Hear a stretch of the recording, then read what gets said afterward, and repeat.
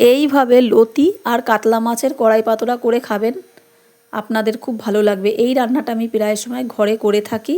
কাতলা মাছের পিসগুলো খুব বড় বড়, তাই আমি কেটে ছোট করে নিয়েছি যাতে লবণ ঝাল ঢোকে। দিয়ে দিচ্ছি লবণ, দিয়ে দিচ্ছি হলুদ গুঁড়ো, দিয়ে দেব লঙ্কা বাটা। লঙ্কার সাথে কিন্তু আমি রসুনও একবারে বেটে নিয়েছি, ভালোভাবে মাখিয়ে নেব। এরপর দিয়ে দেব কেটে রাখা লতিগুলো, দিয়ে দিচ্ছি লঙ্কা বাটা, দিয়ে দেব পেঁয়াজ কুচি, দিয়ে দেব কাঁচা লঙ্কা ফালি, ভালোভাবে একটু মাখিয়ে নেব। দিয়ে দিচ্ছি সর্ষের তেল, মাখাতে কিন্তু সর্ষের তেল দিতেই হবে। দিয়ে দিচ্ছি কাশ্মীরি লঙ্কার গুঁড়ো, সবশেষে দিয়ে দিচ্ছি ধনে পাতা। ভালো করে মাখিয়ে নেব। এরপর আমি 30 মিনিট রেস্টে রেখে দেব। কি সুন্দর মাখাটা হয়েছে, মাখা থেকে জলও বেরিয়ে গেছে যাতে লবণ ঝাল ঢোকে, সেই জন্য আমি এটা মেখে নিয়েছি। খেতেও কিন্তু খুব ভালো লাগবে। লতিটা কিন্তু একটু ঝাল ঝাল হলে ভালোই লাগে খেতে। এরপর আমি কড়াইতে দিয়ে দিচ্ছি সর্ষের তেল। আমি কিন্তু এই রান্নাটা সর্ষের তেলেই করব। সর্ষের তেল দিলে কড়াই পাতোড়া খেতে ভালো লাগে। কড়াইতেই আমি পাতোড়াটা করব, আমি কিন্তু কলা পাতায় করছি না। তেলটা আমার গরম হয়ে গেছে, এবার আমি মেখে রাখা লতি আর মাছটা দিয়ে দেব।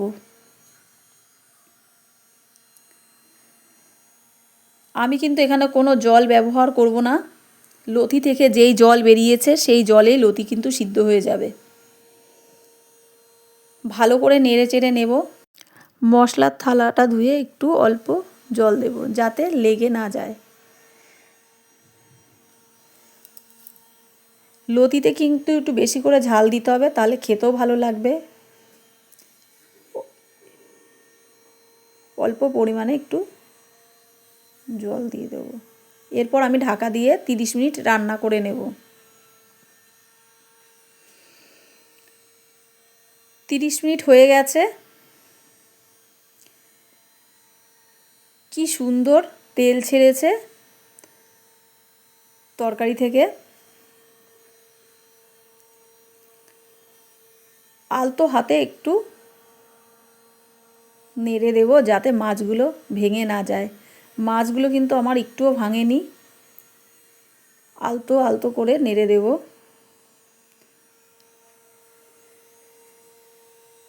লতিগুলো কিন্তু আমার সেদ্ধ হয়ে গেছে, এই যে খুব সুন্দর সেদ্ধ হয়েছে। কি সুন্দর কালার এসছে, লাল লাল ঝাল ঝাল কড়াই পাতোড়া লতি দিয়ে কাতলা মাছ দিয়ে। আজ এই পর্যন্ত, দেখা হবে আবার পরের ভিডিওতে।